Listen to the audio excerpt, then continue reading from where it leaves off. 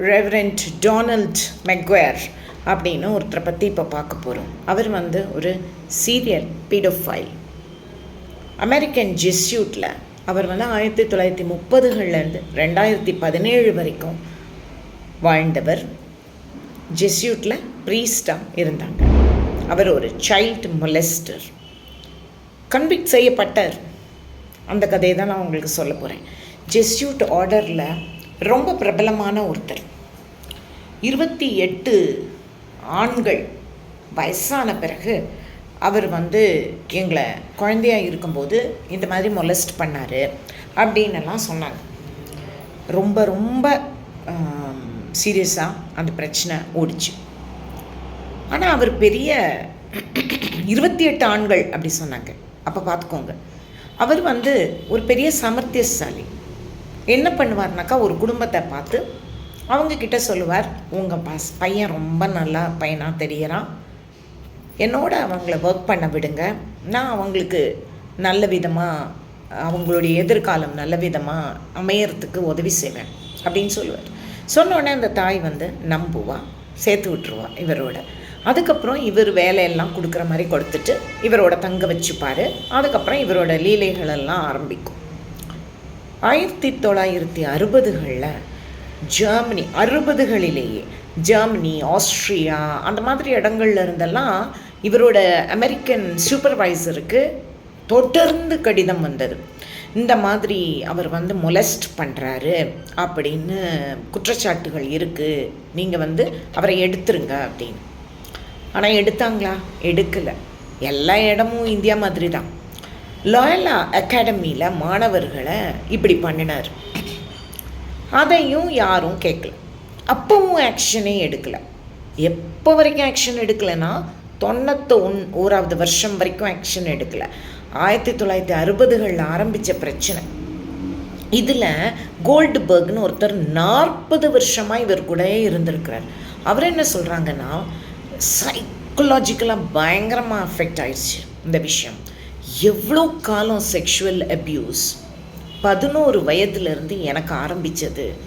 எங்கள் அம்மாவை வந்து ஒரு நாள் நானும் என் தங்கச்சியும் ஒரு இடத்துல உட்காந்துருந்தோம், எங்கள் அம்மா வருவாங்கன்னு வெயிட் பண்ணிவிட்டு. அப்போது வந்து இவர் காரில் எங்கள் அம்மாவையும் ஏற்றிக்கிட்டு அப்போ அந்த காரில் எங்களையும் ஏற்றிட்டு வந்தார்.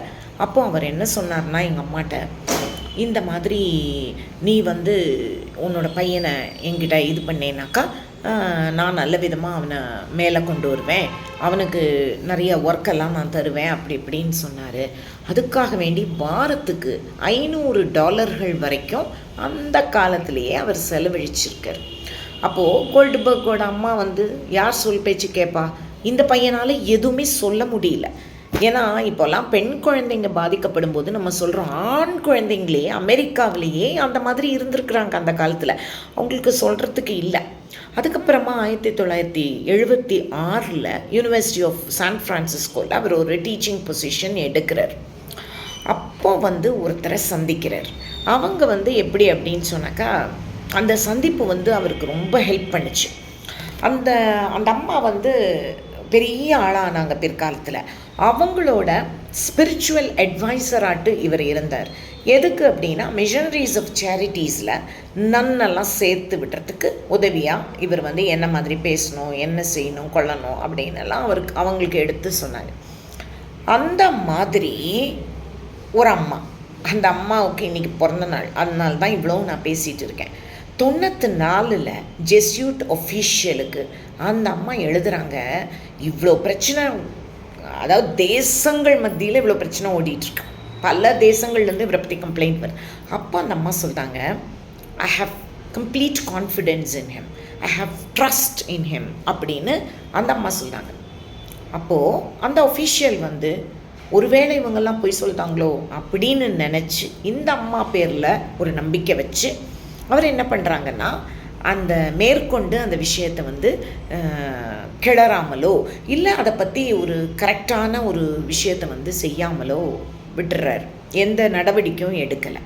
இப்படி எத்தனை வருஷங்கள் போய் 91வது வருஷம் 1991 வரைக்கும் இந்த பிரச்சனை இப்படியே ஓடிச்சு. 2006 தான் ஜூரி ட்ரையல் வந்து அவரை 7 வருஷம் ஜெயிலில் போடுது. அப்பவும் அவ்வளோதாங்க அவருக்கு இது. அப்போது இந்த 76ல் யூனிவர்சிட்டி ஆஃப் சான் ஃப்ரான்சிஸ்கோவில் அவர் டீச்சிங் பொசிஷன் எடுத்தார். அப்போ ஒருத்தரை சந்திச்சாருன்னு சொன்னல, அது வேறு யாரும் இல்லை, அவங்க ட்ரேஸா. இப்போது அந்த அம்மா பேரை சொன்ன உடனேயே எல்லாரும் வந்து அவங்க அப்படியே எல்லாம் ரொம்ப கஷ்டப்படுறவங்களுக்கு உதவி செஞ்சாங்க, சாகும் தருவாயில் இருக்கிறவங்களுக்கு. சரி, இந்த குழந்தைங்க எல்லாம் எவ்வளவு சைக்கலாஜிக்கலாக அஃபெக்ட் ஆகியிருந்திருப்பாங்க. இப்போ சொன்னவங்க இந்த 28 பேர். ஆனால் இந்த சொன்னதுலேயே அந்த கோல்டுபர்க் இருக்கார்ல, அவர் வந்து 1000 முறைகளுக்கு மேலே என்னை வந்து அவர் இந்த மாதிரி பண்ணியிருப்பார் அப்படின்னு அதுக்கு ப்ரூஃப் எல்லாம் கூட, அந்த மாதிரி அவங்க சொல்கிறதுலேருந்து இந்தந்த இடம் எல்லாமே அவங்க கரெக்டாக சொல்கிறாங்க.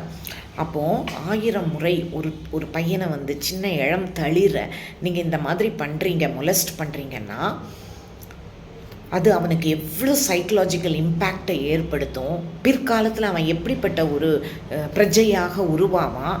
சரி, இதில் சொல்லாமல் விட்டவங்க எவ்வளவோ பேர்.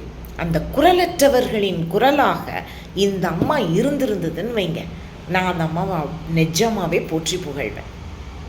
ஆனால் அவங்க மதமாற்றத்தில் இறங்கினாங்கங்கிற காரணத்துக்காக மாத்திரம் இல்லை, இந்த விஷயம் என்னை ரொம்ப நெருடிக்கிட்டே இருந்தது. அந்த அம்மாவுக்கு இன்றைக்கி பிறந்த நாள், அந்த அன்னைக்கு அவங்கள பற்றி சொல்லணும்னு நினச்சேன், ஷேர் பண்ணிக்கிட்டேன்.